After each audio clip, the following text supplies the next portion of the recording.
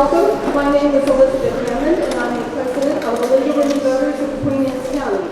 On behalf of all the Eastern Shore Leagues, I welcome you to this forum for the Republican candidates running for the U.S. House of Representatives for Maryland's 1st Congressional District, and thank you for joining us. The League of Women Voters is a nonpartisan political organization that encourages informed and active participation in government. We do not support or oppose political parties or candidates. Our goal this afternoon is to provide voters with an opportunity to hear directly from the candidates about the issues facing our communities and to help citizens make informed decisions at the ballot box. We are grateful to the candidates for participating and to all of you for taking the time to be engaged in the democratic process. An informed electorate is essential to a strong democracy, and forums like this one are an important part of civic participation. At this time, I would like to introduce and thank our Republican candidates, Brice Bruneau and Andy Harris. I would like to thank the Wide River Upper School, Nicole Sophocles, and Angie Marsh for enabling us to use this beautiful space and for the service they provide to the community. I would like to thank James Martinez, who will be supporting this program, and this will be available on our website at www.lwqac.org. And it will be on some other websites that we'll advertise in the future as well. Thank you to all our amazing media partners who have helped to publicize this forum and are providing coverage of this event, especially Andrea Grevenstein of the Bay Times and Record Observer. In addition to our media partners, you can also access voter information on www.vote411.org, and there is lots of information about voting back on our voter registration tables. Thank you to the members of the 3 Eastern Shore chapters of the League of Women Voters who have worked so hard to bring you this forum. Glenna Heckathorn, president of the Mid-Shore League and their members, Jackie Adams, president of the Kent County League and their members, and Barb Whitten and Mary Campbell, and all the other members of our board from Queen Anne's County. And of course, thank you to our audience. Our moderator for this evening is Glenna Heckathorn from the Mid-Shore League, and our timers are Mary Campbell and Patricia Jameson.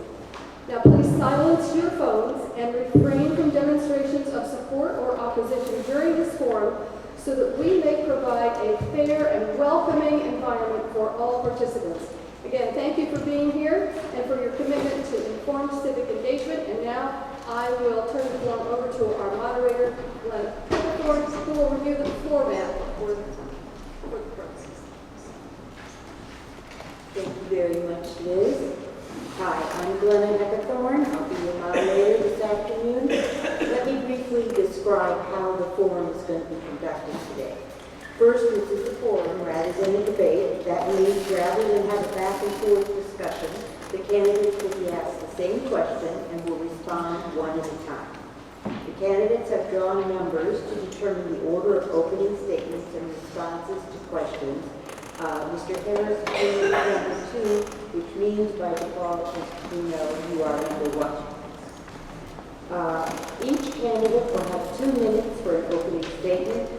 After opening statements, we'll turn to questions.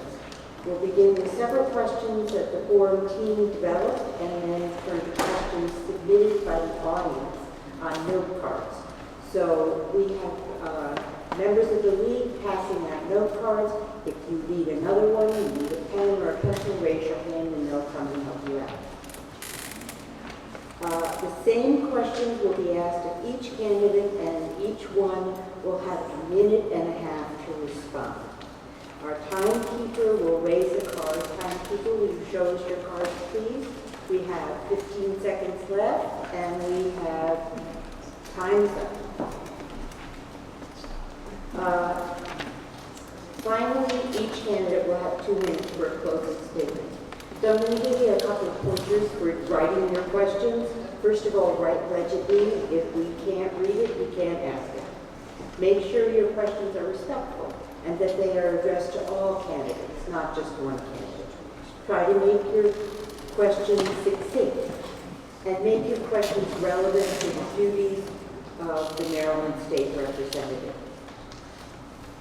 Before your question is given to me to ask the candidate, it's going to be reviewed by our panel of vetters. And their purpose is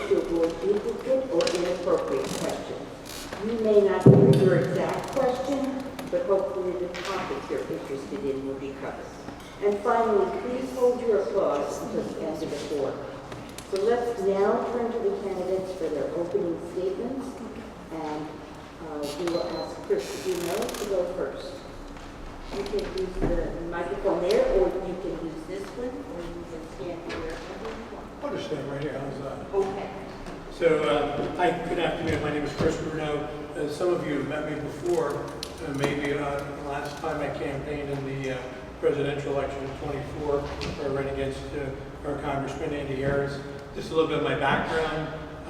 Born in Baltimore, 1961. Raised partly in Baltimore County and Harford County. Enlisted in the, actually graduated from Delaney High School in 1979. Actually enlisted in the Army in 1978, on active duty in 79, left active duty in 79. Did a lot of different things in the Army. I was an infantryman, I was a legal clerk, I was a deep sea diver, believe it or not, in the United States Army. They got a lot of good training there. I did some college education while I was on active duty. Left active duty in 89, as I said. Moved into the reserves for 4 years. Spent a little time with the Maryland Defense Force, which is part of the Maryland National Guard. Started a business, started another business, succeeded in a business. Pretty much to live the American dream. I'm not a politician. People have asked me, why are you doing this? Why are you getting into politics? I'm not getting into politics. I don't want to get into politics. Politics is the problem in my estimation. It's getting nothing done. That's why we have the stagnation we do down in Washington, D.C. We need to focus on our community. We need to focus on Maryland's 1st Congressional District. I'm not jaded by anything in Washington, D.C. I don't want to go to the swamp and grow gills. I don't want to get involved in towing party line and making decisions based on whether I'm going to get reelected or not. I'm here to see if the people in Maryland's 1st Congressional District want to follow our tagline for our campaign as it was then and as it is now. Nothing changes if nothing changes.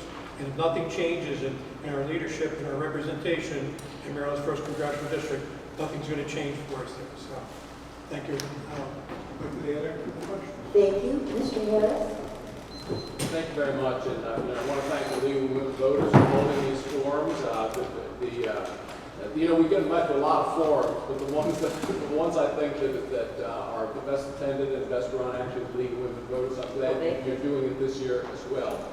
It's been my pleasure and honor to serve the 1st Congressional District in Congress since I was elected in the Tea Party election of 2010. My background is I moved to Maryland to go to Johns Hopkins Medical School, stayed on as a faculty, had a faculty position for 27 years, was also a reservist in the Navy Medical Corps for 17 years, activated during Desert Shield, Desert Storm, and I was a commanding officer of the Johns Hopkins Naval Reserve Unit.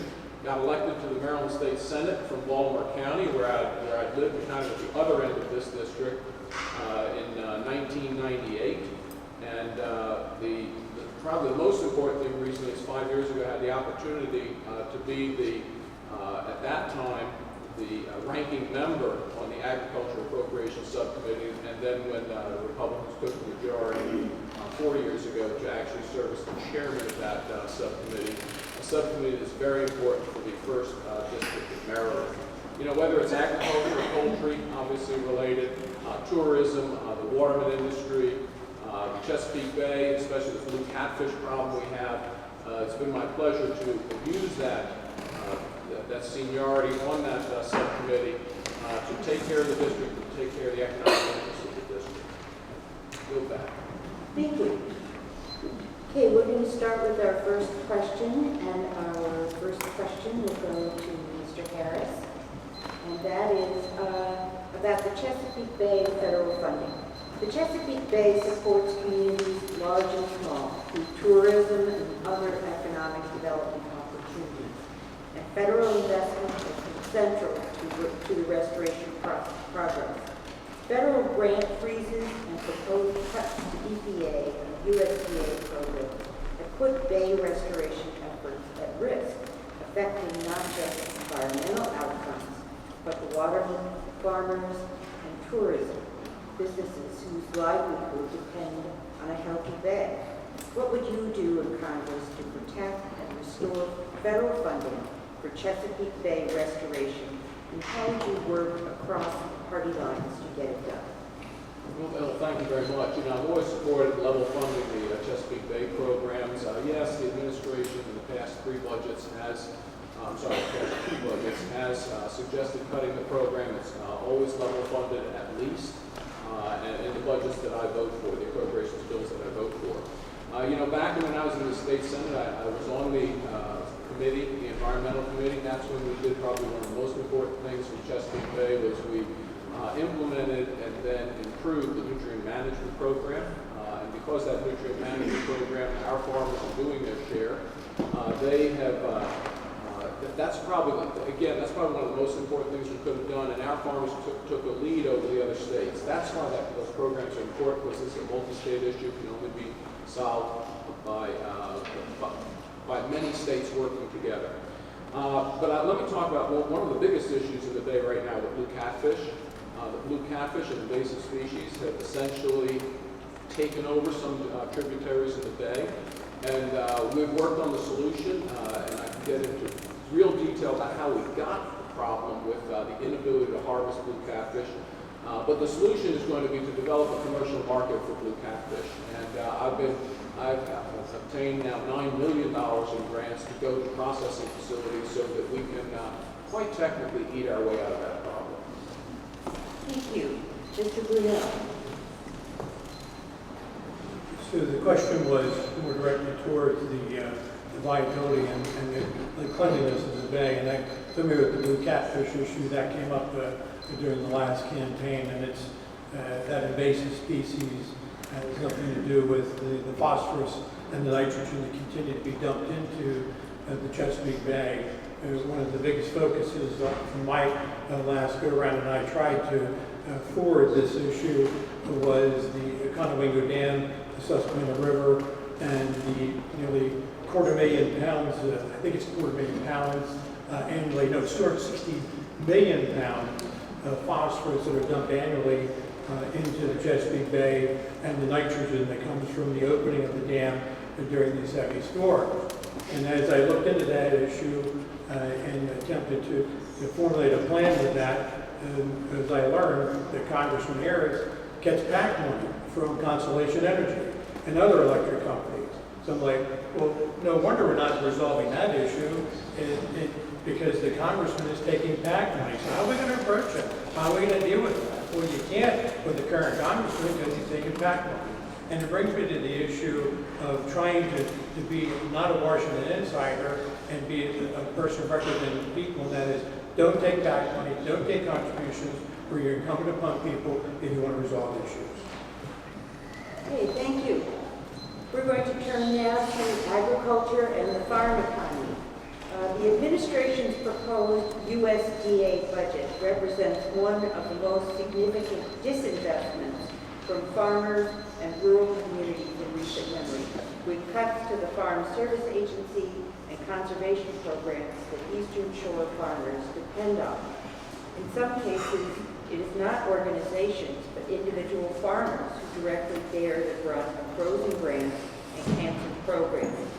What is your position on current federal agricultural policy, and what specific steps would you take in Congress to support farmers and rural communities in District 1? And we'll begin the second question with Mr. Brunel.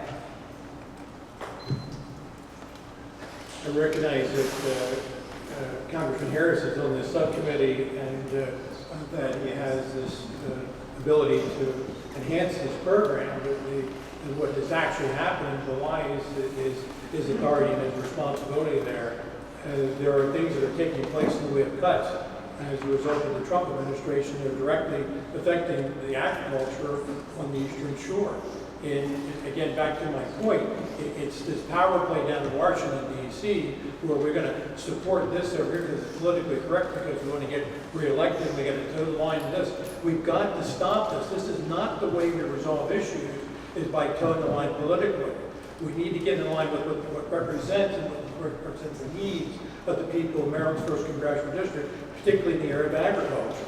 So this is, it's the largest thing that's happening on the Eastern Shore. Next to that is the timber industry, which not even is addressed, which is another part of the economy on the Eastern Shore, which I intend to address during my term as your congressman. But the bottom line is, with all the power that's invested in this individual who represents the agricultural district of the Eastern Shore, very little is done. Thank you. Mr. Harris. Thank you very much. Thanks for the question. Well, last week we passed a $26.27 billion USDA budget through my subcommittee, the one I chair. And, you know, the administration, and again, keep in mind we have a $2 trillion federal deficit every year, $40 trillion federal debt. And the average American thinks that 43 cents out of every taxpayer dollar is wasted by the government. So my goal was to pass a budget for the USDA that balanced the need to cut the waste where it exists and maintain programs. So the budget came in from the administration with a cut of $4 billion for that budget. And again, it was 26.27. They came in with about $22 billion. By the time I was done, the cut was $300 million. It was 1.4%. That's what the cut, and most of it came out, in fact, all of that came out of foreign aid that was in the USDA budget. So in fact, we fully funded the farm program budget. I think it's obviously important to the Eastern Shore, obviously important to my district, and that's why we actually, again, we did cut the funding 1.4% globally in that budget, but that was through cutting some fairly wasteful programs, especially some of our foreign aid programs. So we have agriculture, obviously very important in our economy. It's that and the poultry industry, obviously tourism as well, is the basis of our economy, so it was not shortchanged in this budget. Thank you. We turn now to question 3, healthcare and rural access. State Medicaid budgets are projected to decline by a total of $665 billion over the next decade under the current federal budget law.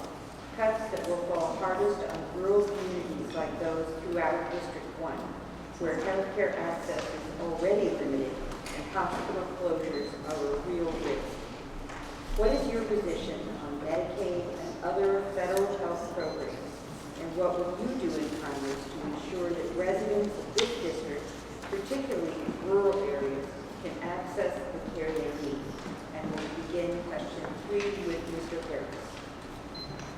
Thank you very much. The One Big Beautiful Bill, Reconciliation 1, whatever you want to call it, did not cut Medicaid. This is, again, Medicaid was scheduled to increase from about $665 billion per year to close to $1 trillion per year in the next 10 years. And that's just by expansion of the program, lack of program integrity. So what we did is we slowed the growth. Medicaid spending will go up by over $200 billion in the next 10 years. It's not cut. Again, only in some alternate universe is an increase called a cut. But we did do things like insist on program integrity. Remember, Medicaid is worth about $10,000 to $15,000 per year, depending upon which product you have. And all we're asking is that you actually have to qualify for it every 6 months. You have to send in proof that you qualify for it every 6 months. If you do that, you qualify. The other thing we said is that if you're an adult who's not taking care of a child, a disabled person, an elderly person, you actually have to work an average of 20 hours a week. If you want another taxpayer to pay for your health care, you have to agree to work 20 hours per week. We think that's pretty reasonable. Okay, thank you. Mr. Bruno? I think it's 162,000 people in the 1st Congressional District that are on Medicaid is what I read the other day, which speaks to the first thing that's happening on the Eastern Shore and in my research in this campaign has been the amount of poverty in the Eastern Shore. We have the top 10 counties impoverished in the state of Maryland, 7 of them in the 1st Congressional District. Number 1 is Baltimore City. Number 2 is Dorchester County, where our congressman is.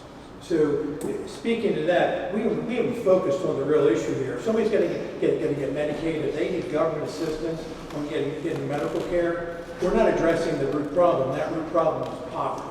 That's the first thing we need to address. And secondarily, this, and this is a little bit harsh, but it's true. if I was a doctor running in charge of a leadership of a medical program, or medical in a congressional district in the United States of America, and I was a physician, I'd have the best program in the United States of America for oral health care. That would be my focus. That's my background. That's my knowledge. That's my experience. So I would be out there. That would be my focus as your congressman if I was a doctor. But I'm not. I'm just a regular kind of guy. And I'll come up with plans, and they're going to be on my Facebook page so far as solutions that we're discussing here today on these questions that were answered. Thank you. We're going to turn now to affordability and the federal role. Residents across District 1 are feeling the squeeze from rising costs, groceries, housing, childcare, energy. At the same time that federal job losses and tariff uncertainty are creating new economic headwinds. The Voter's Guide asked each candidate about affordability, and the answers range from agricultural investment to tax reform to reversing recent federal legislation. What is the single most important thing you would do in Congress to make life more affordable for working class families in District 1? And what stands in the way of getting it done? Mr. Bruno? The single most important thing that I discovered during my learning about the federal government and expenditures, raising revenue and spending revenue, was that constitutionally the Treasury Department is required to publish from time to time its report of expenditures. It's actually published on a daily basis. You can just go to their website. Well, I began to study these monthly reports that came out, and I was astonished at what I was reading. For example, in the U.S. Department of Agriculture, there's X number of dollars brought in the form of premiums for insurances that are offered to farmers. They collect 50 million in premiums, but they spend 150 million on the other side. Like, how can that possibly be? I mean, that's not the way you run a business. Another example in this federal report was included in the report are asterisks in certain columns because it's all a la carte. And I read what does this asterisk mean? We did a big study on it. The asterisk means that the entry on there is less than $500,000, and therefore, according to the Treasury Department, does not warrant reporting. I was like, well, let's start adding these asterisks up. So we had a little fun with this as the Republican women of Cecil County, and we all got these reports handed out. We all came up with multiple numbers on these asterisks. We're going to disclose every penny that's being spent by the federal government. So we're going to find out where that money is going, and we're going to root out that waste, fraud, and abuse. That's the single thing I would do, is change how the Treasury Department reports federal spending. Thank you, Mr. Bruno. Mr. Harris? Thank you very much. Oh yeah, we subsidize crop insurance, you bet. Because if it didn't have a federal subsidy from the USDA, our farmers could not afford to grow crops. They could not afford the risk. There are no private companies that are going to assume the risk of droughts and floods, so it has to be done. So I'm going to disagree with Mr. Bruno. I think it's important to have the federal government help farmers by helping subsidize crop insurance. It isn't going to work any other way. But I will tell you, the thing that would make affordability, that affects affordability globally, is energy. Because energy, and the cost of energy, enters into the price of everything. Whether it's the price of fertilizer because you make fertilizers from the natural gas, whether it's the price of crops because you have to put diesel in the tractors to run them, whether it's the cost of diesel to put in trucks to deliver things to the grocery store, it affects everything. And this state has made very bad decisions with regard to energy. The fact of the matter is, we have coal in Western Maryland, we have natural gas in Western Maryland, and the Democrats of Annapolis have chosen to not use those assets. And because of that, we pay among the highest energy rates in the eastern half of the United States. We import 40% of our electricity, and if we change those policies, as the President is doing at the national level, we can bring down the cost of energy and make everything more affordable. Thank you. We're going to turn now to questions submitted by the audience members. And we'll begin with Mr. Harris for this question. Would you have voted for the anti-weaponization fund, which would have compensated those who attacked the Capitol on January 6th? So the anti-weaponization fund was the settlement of the President's $10 billion lawsuit against the IRS because the IRS allowed one of its contractors to release the president's tax return. I would hope that every American agrees the IRS should not be releasing anyone's tax return without their permission. So there should have been a settlement. I don't think it should have been as big as it was, and I'm not sure it should have gone to the president's preference, I think, to go towards people on January 6th. But the issue of a settlement in that case is very important because the federal government have to understand you cannot do that for political purposes. There are things you cannot do in the federal government, and one of them is release someone's tax return without their permission.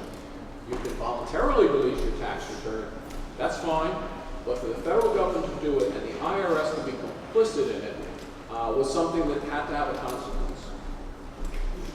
Mr. Brunel? I would agree that the release of individual tax returns without the permission is gross misconduct.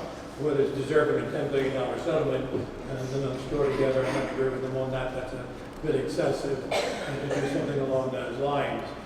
But if I recall correctly, I think there was a bit of a dispute on willingly giving those tax returns and being transparent about one's background when it came to taxes.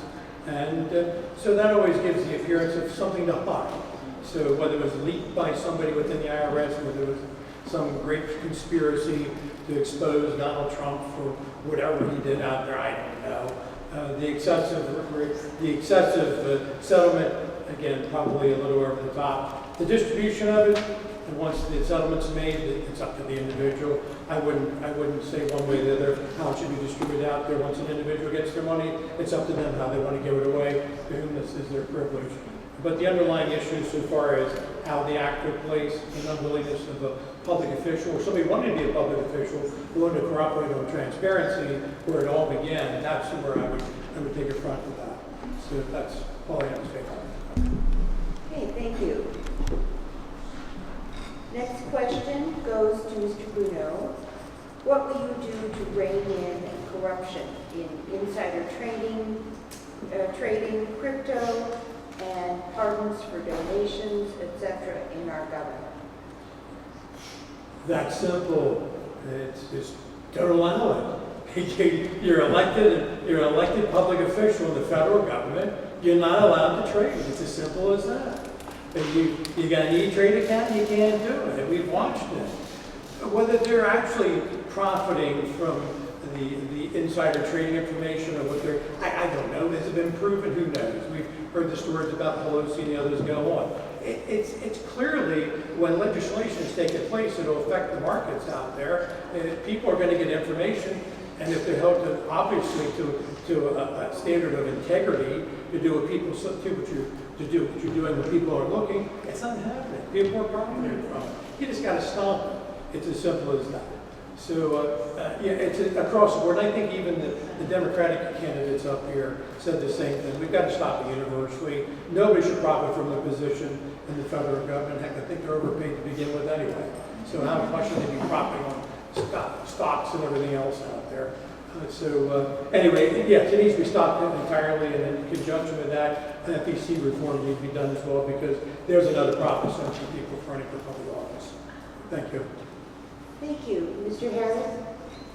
Yeah, so first with regards to corruption, yeah, there are problems with corruption. We know that. And I think that the federal government should follow federal grant money as it goes into cities and states and see what's going on, because there are reports of Baltimore City that grants went to the, I guess it might have been the family or friends of the mayor that had links to federal funding. I mean, the bottom line is you should have an arm's length from everything that even whiffs of a problem with ethics. So with regards to insider trading is already banned, but the real thing that needs to be done is just ban trading in individual stocks for members and their spouses and their minor children. It just has to be done. There's no reason you have to do that. You can invest in mutual funds, you can invest in a blind trust. There's just no reason to do that. So I fully support the bans on trading in individual stocks for members. Thank you. Our next question is from the audience. We'll go to Mr. Harris. What are your thoughts about the Voting Rights Act and the recent Supreme Court ruling in Louisiana versus Calais? Sure. So the Voting Rights Act was put in response to what clearly were efforts, I guess, I was pretty young then, back in the 60s and 50s, to draw districts that specifically excluded people of color. That's wrong.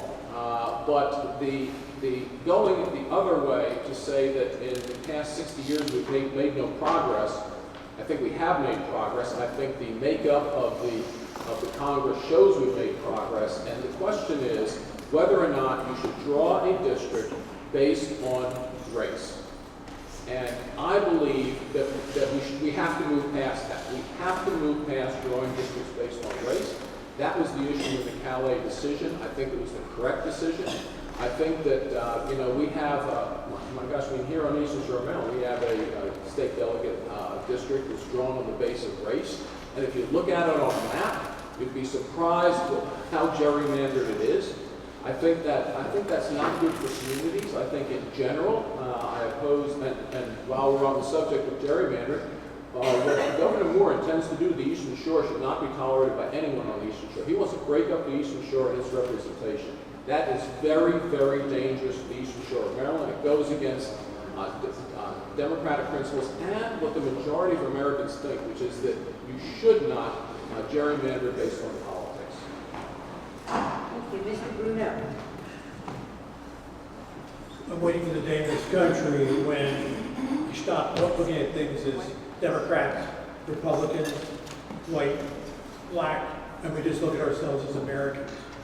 And we stop trying to maneuver things around based on preference to a color, preference to a party. But when are we going to stop doing that? Over the years, we passed all these laws to try to change people's perception. I read some time ago, we've got 33 million laws in the books to enforce 10 commandments. It doesn't change anything. You can pass all the laws you want in this country. You're not going to legislate people's feelings. You're not going to legislate love and respect for one another. The parties are fighting now across the country, Democrats and Republicans. They're focused on their party principles and this principle and the color and all these things, the accusations that we made, the accusatory remarks flying left and right. And the hate is so vitriolic. If you watch it on the news, it's terrible. When are we going to stop this gerrymandering thing? When are we going to start just getting along as Americans? When I become your representative, I'm going to represent everybody. Brady and I talked about this before this today. We're here to represent the people. We don't represent a color. We don't represent a party. We represent the people of Maryland's 1st Congressional District to do the best we can to represent you, to achieve our goals of living the American dream. Thank you. Next question from the audience, and this will go to Mr. Bruno first. Do you support mandatory rather than voluntary participation in the new executive action on AI security? Voluntary participation by AI executives feels like the fox guarding the hen. First of all, the American people need to understand it. Is this referring to an executive order from the White House? Is that what you're making reference to? Is that what the question is? Mandatory rather than voluntary participation. Yeah, It's an executive order making reference to the question. First of all, people need to understand that executive orders don't affect the American people. They only affect the federal government, the bureaucracy. There's not one executive order that's ever written by any president since the beginning of the presidencies in 1789 of the Constitution that affect the American people. The president can write executive orders all day long, but he can only direct the bureaucracy. Not one of them is law, not one of them is the statute, not one of them has been passed by Congress, not one of them has been passed by the Senate. It's not ratified, and it's not signed off by the President of the United States as law. They're executive orders. We don't have to do anything. I love it when they put this out there in the news and they say, oh, we got the executive order, we got to do this. Like when they overturned Roe versus Wade in the Supreme Court. Biden's going to issue an executive order. We don't have to follow it. It's an executive order. It doesn't affect us. These things the president puts out there are not mandatory. They cannot affect us as citizens in a violation of our constitutional rights. They're compliance of it. If somebody wants to do that, that's their privilege. Me personally, I'm going to rely on the Constitution, my constitutional rights and laws that are legally passed by the state of Maryland or locally or the federal government that will dictate what I do on a day-to-day basis. But I won't, executive orders, they're not compulsory. They're purely a choice of an individual. Thank you, Mr. Hicks. Thank you. So artificial intelligence is probably one of the biggest challenges we're going to face in the next 10 to 20 years. How it develops and how it affects the economy. Look, there's a reason why Congress hasn't dealt with it yet. It's because we're not certain about that. There are some who think that it's going to be the same as the automobile and the horse and buggy, the same as a computer before we had computers. That this technology will actually increase productivity and allow American economy to blossom. There are some who think that no, it will actually replace jobs, it will replace some workers. There's no question it will. It already has in the computer code writing professions. So we will have to regulate it because there are some things that we just can't let it do. So for instance, I'm working with Adam Schiff. Adam Schiff, last I looked, was not a Republican. To make sure that artificial intelligence used in the Department of Defense can never allow a lethal decision to be made. A decision that will kill someone without a human involved in that decision making. Because autonomous lethal decisions, we're afraid, might be made by some of our enemies. Speaking of that, China is our largest competitor in AI. Again, because of its effect on the economy, we have to stay ahead of China. But because the chips that are most useful for artificial intelligence are actually made right here in America by NVIDIA, we can keep the Chinese probably a few months to a few years behind us, but that competition will be going on strong for years. Thank you.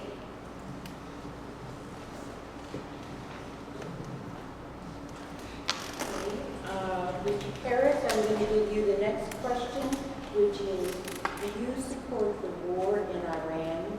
If so, why? I absolutely support the decision made by the president that the Iranians cannot have the ability to develop a nuclear weapon, and they cannot have the ability to develop the ballistic capability to deliver that nuclear weapon into the United States of America. Very clearly, and at the time actually, it was reported that the agreement made 10 years ago when Barack Obama was president was hurried along at the end and was not the best agreement we could have made, supposedly because it was going to be a legacy. It's a legacy, all right. Iran, the Ayatollahs still existed 10 years later. They were within weeks of developing 4 nuclear weapons. I traveled to the Helsinki Commission. I visited the IAEA, the International Atomic Energy Association, which is the commission in the UN, where the director has told us every time we met with him that the Iranians were not allowing inspections, and they knew that they were actually cheating on the agreements. It had to end. It just had to end. Is it a shame that that raised the price of gas? Yeah, it's absolutely a shame. But I will tell you, compared to what would happen if the Iranians held true to what they have always said, death to Israel and death to America, it would have been far more costly for them to have developed a nuclear weapon and then to have smuggled one into the United States, into a metropolitan area, and detonated it. That's the bottom line. That's what the alternative was. I was in the military. It's terrible to go to war. Sometimes you have to. This one was necessary. Thank you. Mr. Bruno? I don't want to say I agree or disagree with the underlying reasoning for the Iran war. What I disagree with, having served and served under many great leaders, is my disagreement on how these things are approached. The commander-in-chief seems to be acting with this great autonomy exclusive of what the Constitution requires. I was there. I took the oath. You just don't go about things that way. It seems almost with blatant disregard for this process we have in this country, and it goes to the fundamentals of what I talk about all the time when campaigning with folks. We got to get back to the fundamentals of the Constitution of the United States. I think the candidates here today from the Democratic side, and I all agree with this. But we've gotten so far into politics and what's right politically. The Iranians having a nuclear bomb blasting the United States, bad news.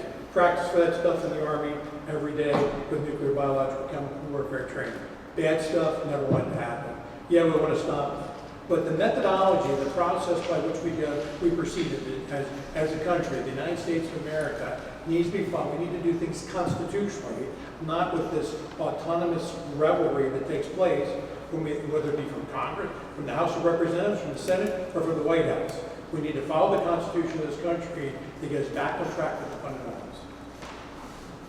Thank you. The next question goes first to Mr. Bruno. Over 3,400 persons have been detained in Maryland, District 1, which in Maryland, and District 1 relies on migrant workers for labor, agriculture, nursing homes, water culture, etc. How many migrant workers can we afford to lose? How many migrant, is the question, how many legal or how many illegal migrant workers can we afford to lose? Was it not specified? It was not specified. But these people were detained because they broke the law. They broke the law in this country, and people get detained. If you walk out today and you drive down the road drunk, you're going to get arrested, you're going to go to jail. We have laws in this country. I don't know the background of these people. To ask the question is I'm kind of oblivious one. I'd have to look at it individually. But if somebody broke the law, they need to get arrested. If they just got picked up just because they're Hispanic looking or they're racially profiled, that I disagree with.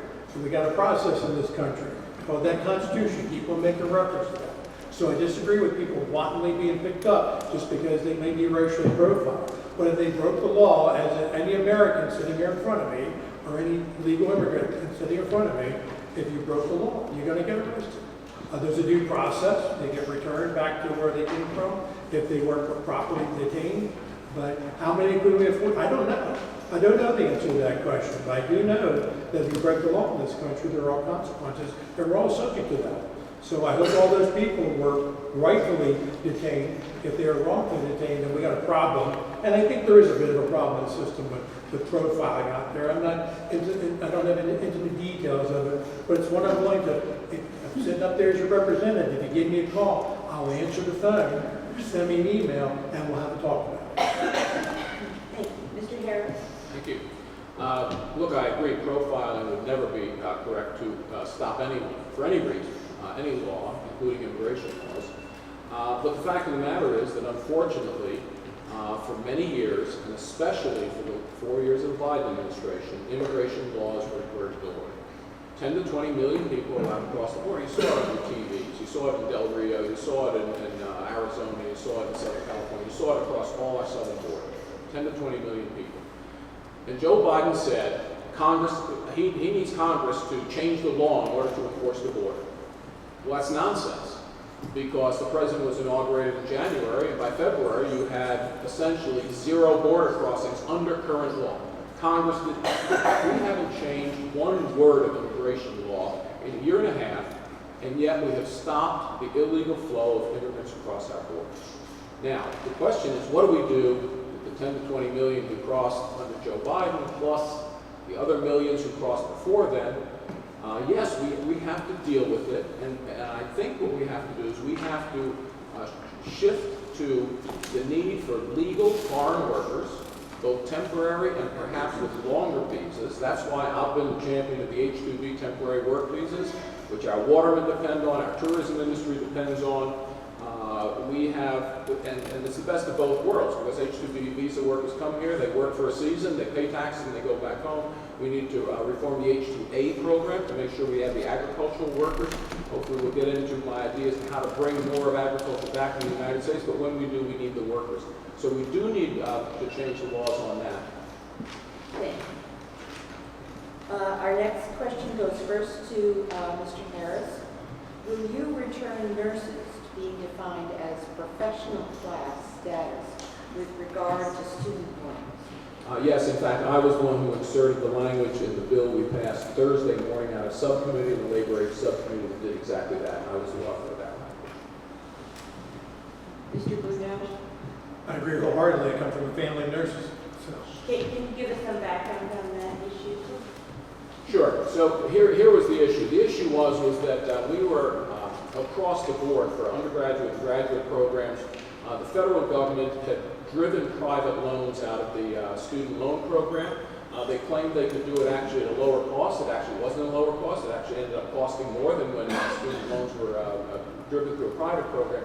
So with the and the universities used the ample availability of federal funds to increase tuitions.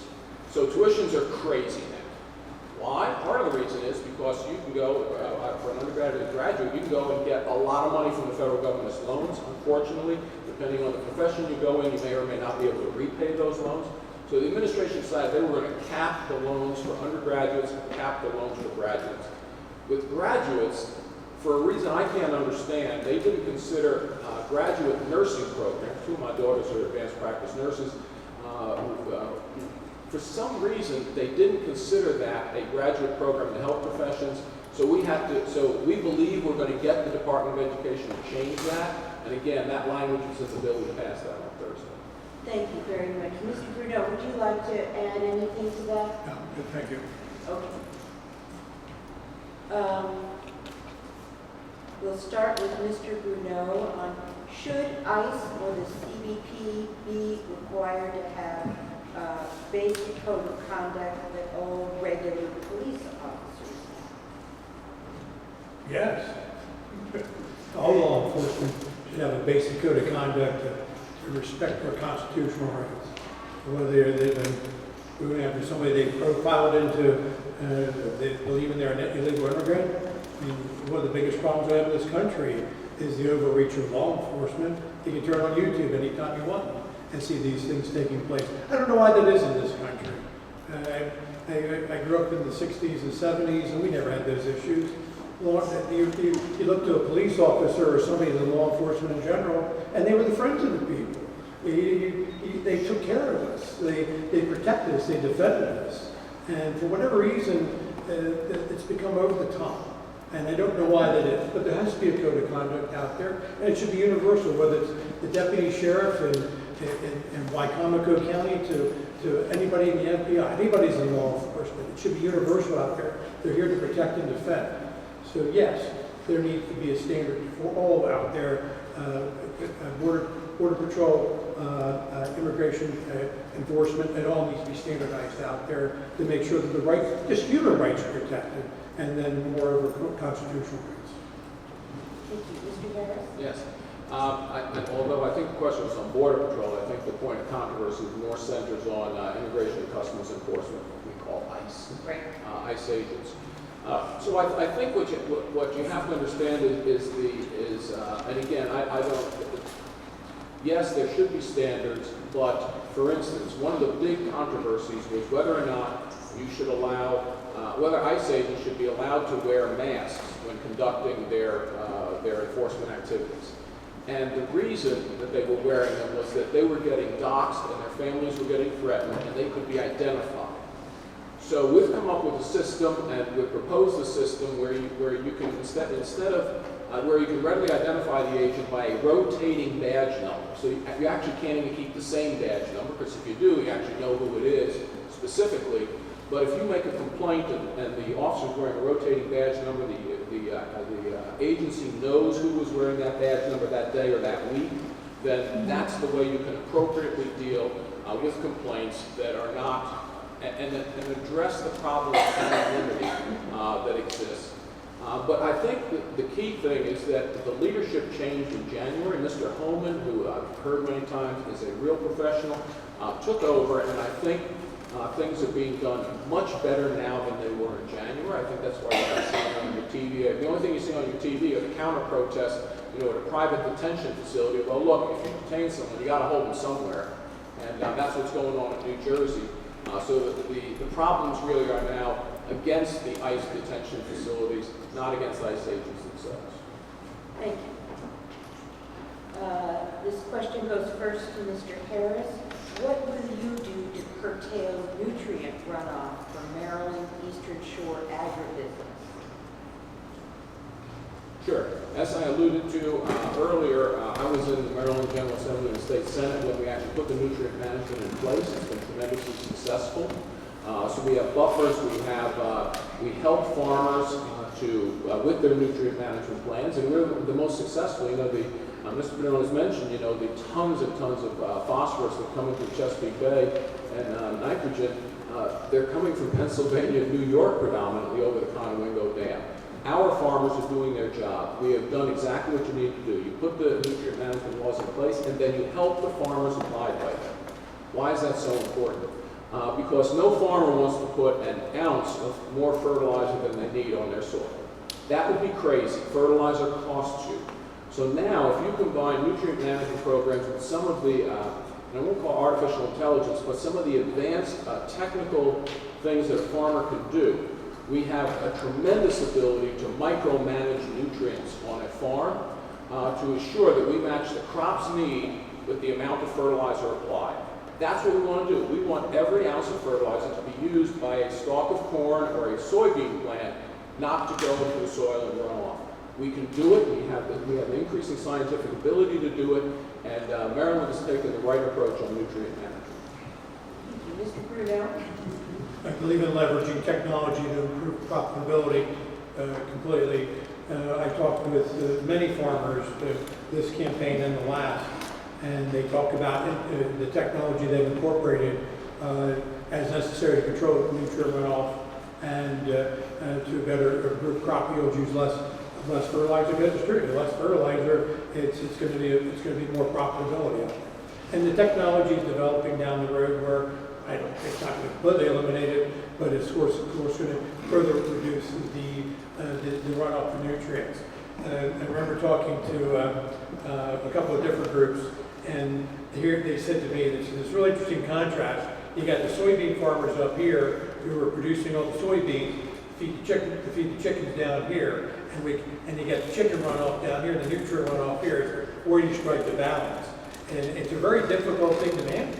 It's not easy. They want to produce the soybeans, they want to produce the chickens. So this is ongoing, and I think technology over a period of time will make the difference. But getting back to the comment I made earlier, unless we do something about the dam, you got 200 million tons of silt built up behind that dam. That dam's, the water's 11 feet deep there, over a 110-foot dam. That's a lot of stuff to get rid of to control the nitrogen and the phosphorus runoff there. It's a huge project, and it's not going to fix itself. Thank you. Thank you. This question will go to you first, Mr. Bruno. How will you support increasing the number of healthcare workers on the Eastern Shore? How will I help increase the number of healthcare workers on the Eastern Shore? Well, I don't readily have an answer to that off the top of my head. I'd have to really think that one through, but it would seem to me we need to incentivize, like a business, we would incentivize a business. You have to incentivize people to come someplace for that work. So let's just make it generic and say, how do you get people to come to a community to want to work there? You got to go adequate facilities, tax incentives. Maybe there's incentives that could be through housing. There's a litany of things that can be done as a business goes. Hospitals are businesses. How can we make that happen? Maybe there's benefits that can be offered so far as healthcare workers going to school, offering subsidies for their education. There's a large number of things to be done there. I'd really want to think that thing through, and I'd love for somebody to come to my office with that idea and sit down. Let's formulate a plan. Because one of the things I do is I don't sit down and come up with these autonomous solutions. I like to reach out to people and come up with a lot of variable ideas on how we can achieve that goal. Because once you start bringing the wisdom of the people into these solutions, you find you can exponentiate your chances for success there. So a great question and a great opportunity to address an issue down the road. Thank you. Mr. Harris? Sure. So I'm the only member of Congress from Maryland who voted for a $50 billion rural health transportation fund. That's going to go, hopefully, although it's administered by the state, and I hope they take into account that it's supposed to be for really rural Maryland, not something someone in Annapolis decides is rural that really isn't. One thing we can do is we could begin to pay our healthcare providers the same amount on Medicare that they get paid in Baltimore City. So it turns out there's a geographic disparity in payments for physicians and advanced practice nurses in Medicare. And if you're in an urban area, you actually earn a higher payment. Well, that means you're going to gravitate toward the urban areas. So the first thing we have to do is we have to get rid of the geographic disparities in Medicare. Every healthcare worker, professional should get paid the same whether they practice in Baltimore City or on the Eastern Shore. That will help us tremendously. The other thing we have to do is we do have to support training programs for some of the mid-level, what we call mid-level providers, because we're never going to get a medical program on the Eastern Shore. But we can train physician assistants and we can train advanced practice nurses on the Eastern Shore. And in fact, UMES, I'm a supporter of the physician assistant program that's at UMES. These are important because where you train, and I'm a perfect example, I trained in Maryland, I stayed in Maryland. Where you train is important in terms of the workforce. So what we have to do is look for opportunities to expand the training of healthcare professionals on the Eastern Shore. Thank you.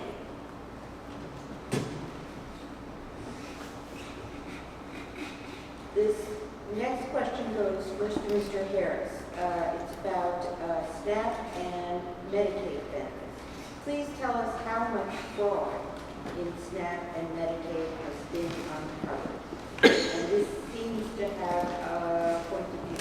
Why is fraud exposed called a federal cut? So the answer to the question is how much is occurring is we're not really sure. And the reason we're not really sure is something I've been kind of fighting against in Congress. The reason is because both of those programs are administered by the state. The federal government has no say in the administration. We pay for part of the administrative costs. On SNAP, it's 50%. On Medicaid, we share the administrative costs. But the decisions are made at the state level. And when I was in the state Senate, I remember clearly that what we want to do is maximize the number of people who are on those programs because that brings federal money into the state. Well, when you do that and you have no skin in the game, you will have lack of program integrity. So it turns out, for instance, that our improper payment rate on SNAP was about 15%. And almost all of it, too much payment. So the federal government does come in and audit some of it, and they found that we were at 15%. Because of the way we wrote the penalties, because I moved that what we should do is if the state is not policing it correctly, they should just pay part of the cost of the SNAP program. Remember, SNAP is 100% paid for by the federal government, no skin in the game by the state. So we put actually a scale in so that if you don't correct your improper payment rate, you actually are going to pay part of the cost of the SNAP program, part of the food benefit. But we put an exception in for states like Alaska that had high improper payment rates because Alaska, as you can imagine, it's hard to determine whether someone really qualifies to contact them and they contact you back. Turns out Westmore's administration tried to take advantage of that and didn't want to lower their improper payment rate so they wouldn't get the penalty. Thank you. We got to do away with that. Thank you very much. Just one other program of the federal government, and again, as Mr. Harris said, improperly administered by the state. And it's across the board. It starts at the local level, it goes to the state level, it goes to the federal level. Where does it end? Where do our tax dollars stop being squandered at any level of government? Who knows where to begin with stopping that, except for scaling back the size of the bureaucracy. That's all we can do. It's unmanageable. It's gotten too big. This is the number of dollars that go from the local, the state, into the federal government. It's extraordinary, trillions and trillions of dollars. How do you manage? I ran a business for 21 years. We averaged $6 million a year. I was challenged with managing $6 million a year with a staff of 22 employees in there. So this has gotten so extraordinary. How do you stop the waste, fraud, and abuse? You've got to scale back the size of bureaucracy. One of the plans that I put together in my mind many years ago was try to find proportionally how you could cut federal taxes and then divert it back to the states and make it more proportionate. Just as an example, if you're talking about federal highway funds, how many miles of highway do you have in your state? That's what your proportionate tax would be for your taxes when it came to the highways. If you got SNAP or other programs out there, base it on population, scale it back, make it more of a state program. That would be one of my methodologies I would use. And the next question goes to you again, Mr. Bruno. Do you support expanding wind and solar power generation? Why or why not? I'm into expanding renewable energy. During the last campaign, I did explore wind, and I read that ad nauseum about the offshore energy, but how Maryland was involved, went back to Martin O'Malley, and all the government involvement with that. And, it's just mired down in bureaucracy, and it was going to end up being probably costing more than it was going to produce in the way of savings. My personal opinion about renewable energy is that as soon as the government gets involved in anything like that, it's going to get mired into bureaucracy. It's going to end up costing more than it produces in the way of a benefit. There's renewable energy sources out there that can be produced that are good for the people, good for the environment. There has to be a balance in there between nuclear and coal and other energies out there as well. But getting the government involved in any of these things become political footballs, it becomes waste, fraud, and abuse. It gets mired down in years and years of the bureaucracy. It costs more money. It becomes political points that can be made, and it becomes a waste. So private industry is a way to go with that. And just one quick point, I spent a lot of time in Central America. They're privatizing things in these countries to make it more efficient. Because when the government gets involved, there goes the corruption, and the money's lost at the very top. So privatizing is a way to go to make things more efficient with renewable energy. Thank you. Mr. Harris? Thank you. So, when we say wind and solar, we use generic terms. But in fact, if you want to analyze the economic benefit or the economic cost, you have to scratch deeper than that. So, for instance, there are two types of wind, onshore wind and offshore wind. It's intuitively obvious that offshore wind is very expensive to initiate, to establish, and very expensive to maintain. Similarly, for solar, there are industrial-sized solar projects, and then there is rooftop solar. Well, it turns out that if you look at what's called the levelized cost of energy, and that's what you have to compare. You have to compare, look, if you take all the subsidies away, all the market altering subsidies that the federal government put in place, what does it cost to generate a kilowatt of power? That's what Marylanders should care about, because that's what increases on their electric bill, the cost per kilowatt hour of their energy. Turns out that the single most expensive source of energy is rooftop solar. Why? Because it's not scalable. You're creating a kind of a microgrid for a very small amount of energy production. If you look at wind, again, offshore wind, very, very expensive to produce energy. Now, on solar in industrial size units does make sense. It's actually pretty inexpensive. Now, the panels are mostly made in China, so that's a little problem with trade. But the problem is in the Eastern Shore, you put it on productive farmland. That's the problem. You want to put it on a wall, on this rooftop of a Walmart that's like 2 acres in size, God bless you, do it. But when you take prime farmland on the Eastern Shore, you're putting solar on it and not allowing corn or soybeans to grow to feed our poultry, that is a huge economic mistake.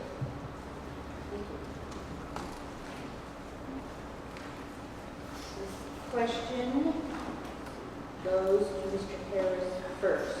Do you support the Citizens United ruling?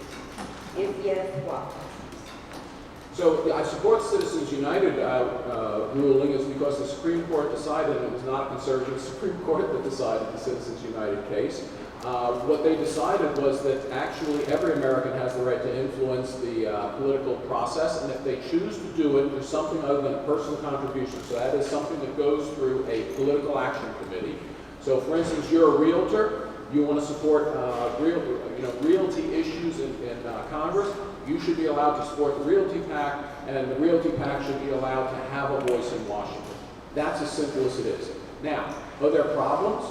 Yeah, if the average person isn't looking at some of the dark money, because their Citizens United went beyond that. It allows the flow of what's called dark money, so money where you can't attribute where it's coming from, you do know where it goes because of reporting. Yeah, we should tighten up those rules, but the ability of the average person to advocate either individually or as a group on behalf of their interest is not something that I think the federal government should interfere with. And that was the basis of the Citizens United decision. Mr. Bruno? I oppose all PAC money. I oppose all contributions made to anybody running for office from any organization completely. You go to FEC.gov, you start looking up what people are contributing to Mr. Harris's campaign, all these people. I went through, I've been Ted Cruz, AOC. You look at these contributions, it's all species. And these people are getting money in, and the money's going out on credit cards, here and there. This FEC thing, so far as these laws that Congress has passed to protect their money coming in, is absolutely, that's the biggest fraud there is out there. That thing needs to be abolished. It needs to be stopped. PAC money needs to stop. Contributions that go to individuals need to be limited. It's nothing but a big thing of favoritism, and it's a big way for individuals who are elected to Congress, or the House of Representatives, the Senate, to line their pockets. And if you don't believe me, go to FEC.gov. Look up anybody you want. Look in there. Look at the money going in. Look at the money going out. And I'm not going to get right down the weeds with this. The congressman sends money from his campaign to the Maryland Republican Central Committee, and his wife's the head of that committee. I'm like, how is that possible? I mean, come on. Why are we allowing for this to happen? That's just plain wrong. So I oppose the FTC altogether. We need to stop that completely. Okay. Last question before we go to final statements. Goes first to Mr. Bruno. This question has a bit of a point of view. Will you accept money from American Israel Public Affairs Committee, even though many of us feel that Israel uses money to control American politics and politicians? I think I just answered that question. Yes. I'm a strong supporter of the State of Israel, and they are, AIPAC is a group of mostly Jewish people who want to have their voice heard in Washington. I'm not going to interfere with that. Again, I'm a proud supporter of the State of Israel. I will use some of my time to just suggest that perhaps Mr. Bruno doesn't think a woman should be the chair of a party, or maybe because she's my wife, she should be excluded. I actually contributed more to the Republican Party, Mr. Bruno, if you're looking up stuff, look up this, before my wife was the chair than after my wife was the chair. So do your homework, you know, not partial credit homework, do all your homework on it. Okay, I think what we are going to do now is we are going to go to closing statements, and each of you has 1 minute to do that. Chris Bruno, 2 minutes. Thank you very much. Yes, 2 minutes. Chris Bruno went first for opening statements, so let's turn to Andy Harris first for his closing.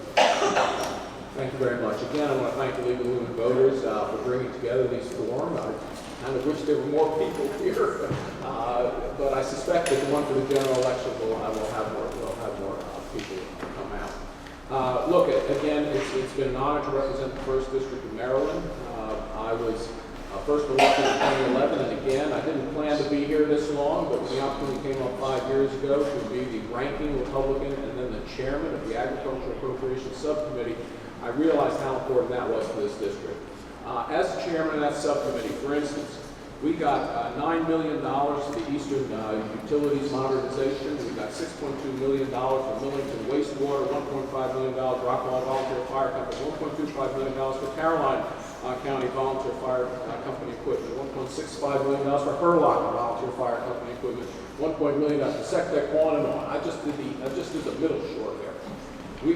It gives me the opportunity both to deal with H2B, which is very important to our district, to deal with agriculture issues, poultry issues, tourism issues, and again, to take care of those parts of the Eastern Shore economy that would not be taken care of, that would be left behind. Because, ladies and gentlemen, and this is why gerrymandering is so essential to the Eastern Shore. You look at a map of the country, the vast majority of districts are represented out of urban areas. And if you draw this district into an urban area or into the Baltimore-Washington corridor, and you elect someone from the Baltimore-Washington corridor, they will vote for the Baltimore-Washington corridor interest, not for the interest of the Eastern Shore. That's why legislative districts in Maryland are actually, for the state legislature, specifically have to be geographically compact. The Constitution says that. The governor and the leadership of the General Assembly now want to change it so that for congressional elections, they don't have to be compact. There's only one reason they want to do it, to break up the Eastern Shore. They broke up Western Maryland in the last redistricting. Now they want to break up the Eastern Shore. It's bad for democracy. It's bad for the Eastern Shore of Maryland. So I'm going to ask for your vote. If you vote in the Republican primary and you figured out the ballot situation, I'm going to ask you to vote for me in the Republican primary, and I will ask you to vote for me to represent the Eastern Shore, the 1st Congressional District of Maryland, all the important economic interests it has before the federal government. Thank you very much, and thank the League of Women Voters again. Thank you. Mr. Brunel? Yeah, thank you again for this forum. See Randy and Neil over taking copious notes. Hope you get some good ideas and share with your party, so maybe we can all work together on these things. I don't mean to take a poke at the congressman here about his wife, but I'm sorry. I got a problem with the money going from between husband and wife in these things. It just seems to be against the code of ethics when it comes to the FEC based on the rules that I read. So that's my observation, my interpretation of it.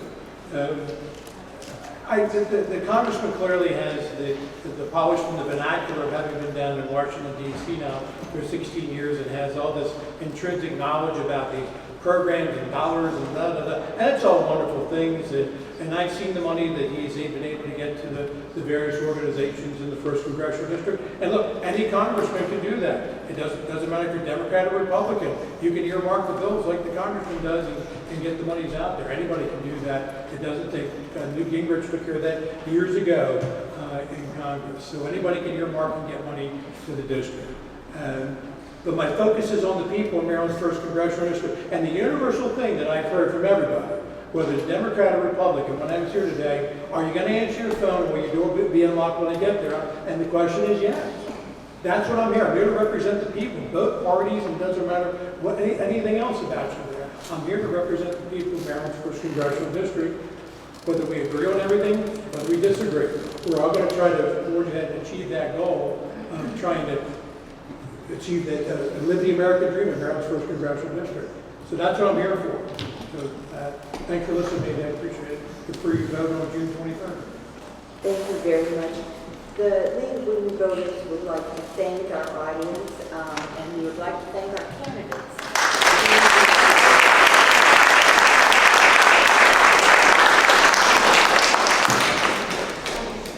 And we hope everybody is registered to vote, prepared to vote, and eager to vote. Thank you.